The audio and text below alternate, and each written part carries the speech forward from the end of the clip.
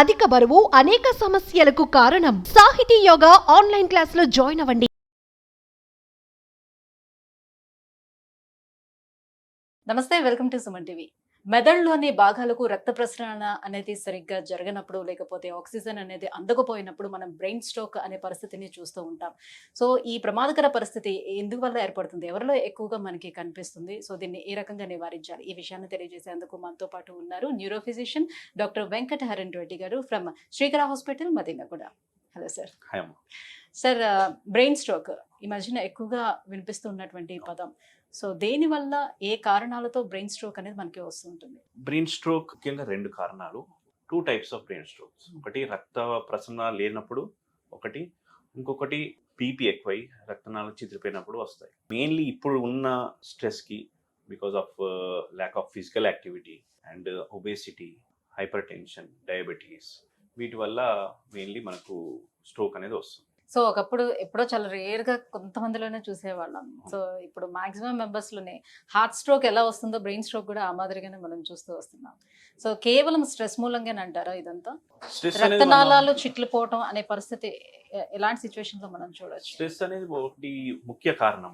ఇప్పుడు మనం చూస్తుంటే అంతకుముందు ఎబో 60 ఇయర్స్, ఎబో 70 ఇయర్స్ వాళ్ళకి మనకు పక్షవాతాలు అనేది వచ్చేది. కానీ ఇప్పుడు చూస్తే 30 years, 40 years, because of sleep అనేది ఒకటి తగ్గిపోయింది. అండ్ పోస్ట్ కోవిడ్ కూడా చాలా రిస్క్ ఫ్యాక్టర్స్ వల్ల కూడా మనకు పక్షవాతాలు వస్తున్నాయి. Mainly BP, uncontrolled blood pressure ఉన్నప్పుడు ఏదైతే బ్లడ్ వెజల్స్లో ఉన్న రక్తం, ఆ బ్లడ్ వెజల్స్ అనేది చిట్లిపోయి రక్తం అనేది బయటికి లీక్ అవ్వడం జరుగుతుంది. దాన్ని హిమరేజిక్ స్ట్రోక్ అంటాం. So that is one of the most common cause నౌడేస్ for young stroke. So stroke లో కూడా చాలా రకాలు ఉంటాయి. సో దాని గురించి ఎక్స్ప్లెయిన్ చేస్తారా? సో ముఖ్యంగా స్ట్రోక్ అనేది ఎనీ అబ్నార్మాలిటీ, అందులో బ్లడ్ పరంగా any abnormality in the brain. ఒకటి ఇస్కిమిక్ స్ట్రోక్ అంటాం, హిమరేజిక్ స్ట్రోక్ అంటాం. ఇఫ్ యూ సీ ఇక్కడ మనం చూస్తే you can identify there are 2 types of stroke. ఒకటి ఇస్కిమిక్ అంటాం, హిమరేజిక్. ఇస్కిమిక్ అంటే బ్లడ్ వెజల్, అంటే రక్తనాళాల్లో బ్లాకేజ్ వల్ల ముందటున్న బ్రెయిన్ కి బ్లడ్ సప్లై రాకపోవడం వల్ల అది ఇస్కిమియా అంటాం. దానివల్ల కూడా పెరాలిసిస్ వస్తుంది. ఇంకోటి హిమరేజిక్. ఇది ఎందుకు వస్తుంది? బ్లడ్ ప్రెషర్ ఎక్కువ అవ్వడం వల్ల రక్తనాళాల్లో లీకేజ్ అవుతుంది, అంటే రక్తనాళాలు రప్చర్ అవుతాయి, బ్లాస్ట్ అయ్యి మనకు బ్లడ్ అనేది బయటికి వచ్చేసి బ్రెయిన్ లో మనకు బ్లీడ్ లా ఉంటుంది. అది haemorrhagic stroke. So these are the 2 different types. But common గా చూసేది మనము ఇస్కిమిక్ స్ట్రోక్. అది ఎందుకు వస్తుందంటే కొలెస్ట్రాల్ ఎక్కువ అవడం వల్ల, డయాబెటీస్ వల్ల, ఫిజికల్ యాక్టివిటీ తక్కువ అవ్వడం వల్ల. సో మెల్లిమెల్లిగా కొలెస్ట్రాల్ డిపాజిట్ అవుతూ ఉంటుంది బ్లడ్ వెజల్స్ లో. So one unfortunate day complete గా బ్లాకేజ్ అయ్యి మనకు పెరాలిసిస్ వస్తుంది. సో డయాబెటీస్ వాళ్ళకి ఎందుకు ఇది వస్తుంది?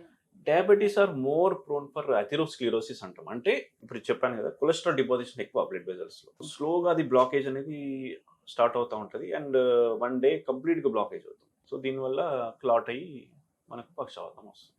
సో బ్రెయిన్ స్ట్రోక్ అనేది సడన్ గా వచ్చే కండిషన్ అయితే ఏమీ కాదు కదా? బిఫోర్ ఏమన్నా మనకి సిమ్టమ్స్ కనిపిస్తాయా? సో దానికి తెలుసుకోవటానికి most of the time sudden, ఇట్లయితే మనకు హార్ట్ స్ట్రోక్ వస్తుందో సడన్ గా వస్తుంది.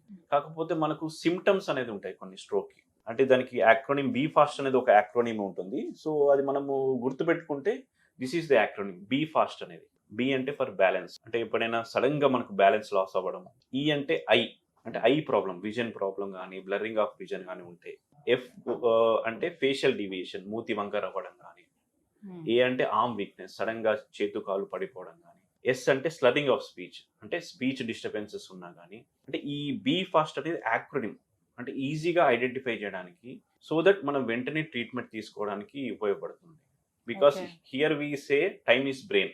ఎంత తొందరగా మనకు ట్రీట్మెంట్ ఉంటే అంత బెటర్. ఎందుకంటే విత్ ఇన్ 1 అవర్ వస్తే దానికి గోల్డెన్ అవర్ అంటాం న్యూరాలజీలో. గోల్డెన్ అవర్ అంటే ఈ సిమ్టమ్స్ మనకు గ్రహించిన వెంటనే మనం తీసుకొని వస్తే మనకు ఒక ఇంజెక్షన్ ఉంటుంది. అది ఇస్తే ఈ సిమ్టమ్స్ అన్ని మనము రివర్ట్ చేసుకోవచ్చు, బ్రెయిన్ ని కాపాడుకోవచ్చు. దీన్ని థ్రాంబోలైసిస్ అంటాం. జనరల్గా 4.5 అవర్స్ లోపు ఇస్తాం. సో ఆ ఇంజెక్షన్ ఇచ్చేటప్పుడు నిపుణులైనటువంటి డాక్టర్స్ ఉండాల్సి ఉంటుందా ఖచ్చితంగా? దాని గురించి బాగా తెలిసిన డాక్టర్స్ దగ్గర తీసుకోవాల్సి ఉంటుందా పర్యవేక్షణలో? Yeah, definitely. అంటే అందరికి ఇవ్వాలి. అంటే ఏ రకంగా పనిచేస్తుంది అని కూడా, ఇంజెక్షన్ ఎలా పనిచేస్తుంది ఆ బాడీలో? అప్పుడు ఇంతకుముందు మనం చెప్పుకున్నాం 2 టైప్స్ ఆఫ్ స్ట్రోక్ అని. ఒకటి ఇస్కిమియా, క్లాట్ అవ్వడం, ఇంకోటి బ్లీడ్ అవ్వడం. బ్లీడ్ లో ఇవ్వలేం, బ్లీడ్ లో ఉంటే మనం ఇవ్వలేం, అది ఇంకా బ్లీడ్ అవుతుంది. ఓన్లీ క్లాట్ ఉంటే మాత్రం క్లాట్ డిజాల్వింగ్ ఇంజెక్షన్ అంటాం దీన్ని, అయితే క్లాట్ బస్టింగ్ ఇంజెక్షన్ అంటాం.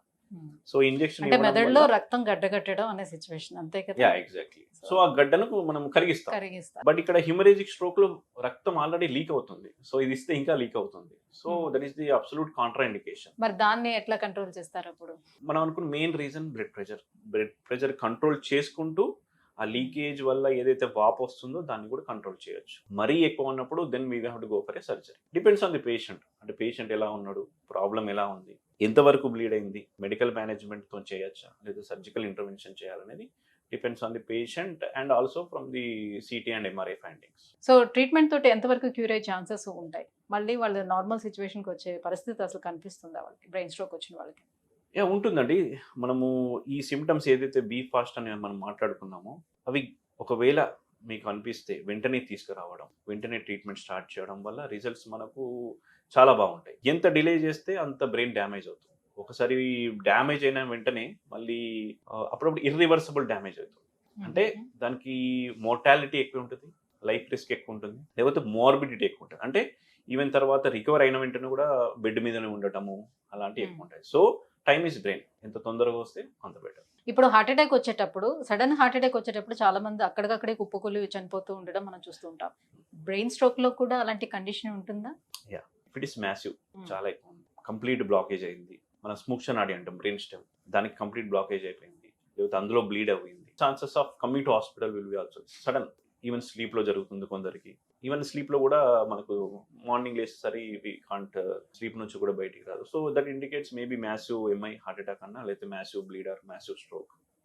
These are the most common causes. Okay. So brain stroke ని నివారించడానికి లైఫ్ స్టైల్ లో ఎలాంటి చేంజెస్ చేసుకోవాలి? So the basic thing, first of all, we are mainly nowadays because of stress. Sleep is very, very important. Sleep, physical activity and proper diet. ఇవి దాంతో పాటు risk factors ఉంటాయి. కొందరికి కిడ్నీ డిసీజ్ ఉంటాయి, కొందరికి అడిక్షన్స్ ఉంటాయి, smoking కానీ alcohol, ఇవన్నీ ఆపుకుంటూ proper diabetic control, proper hyper tension control ఉంటే most of the time we can prevent. ఈ రోజుల్లో స్ట్రెస్ లేకుండా అసలు ఏ జాబ్ అనేది అసలు మాక్సిమం లేదు. సో ఆ స్ట్రెస్ ని అలా వచ్చేటప్పుడు కంట్రోల్ చేసుకొని ఆ టైంలోని ఏం చేస్తే దాన్ని కంట్రోల్లోకి మనం తెచ్చుకోగలుగుతాం అంటారు? Depends on how you take it. Stress relieving కొందరు they will go for meditation, they will do yoga exercises. Calming effect చేయడానికి కొందరు మ్యూజిక్ వింటారు, లేదా walking, jogging. These are the main stress relieving. Right, thank you so much, sir. So brain stroke రావడానికి reasons, at the same time ఎలా ఉంటే ఎలా నివారించుకోవాలి, ఈ విషయాలన్నీ తెలియజేసినందుకు thank you so much. Thank you.